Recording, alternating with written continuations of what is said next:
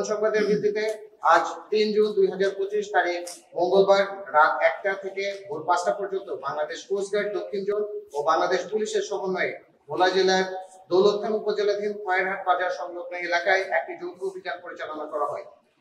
অভিযানে উক্ত এলাকায় ২টি বাড়ি তল্লাশি করে অস্ত্র তৈরির কারিগর ও দুর্ধর্ষ ডাকাত সিরাজ বাহিনীর ২ সদস্যকে ৩টি দেশীয় আগ্নেয়াস্ত্র, .22 রাইফেলের ৪ রাউন্ড তাজা গুলি, ৫ রাউন্ড কার্তুজ, অস্ত্র তৈরির সরঞ্জাম এবং ২টি দেশীয় অস্ত্র সহ আটক করা হয়।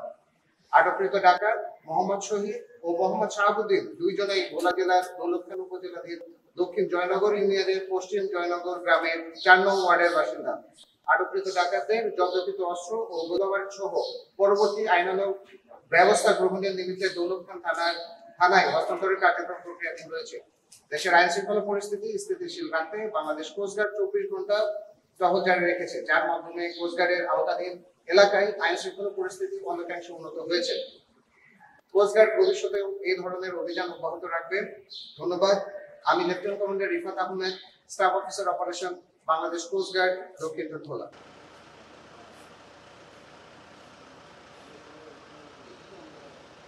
এই ঈদে জামা জুতো অ্যাক্সেসরিজের ডিসকাউন্ট।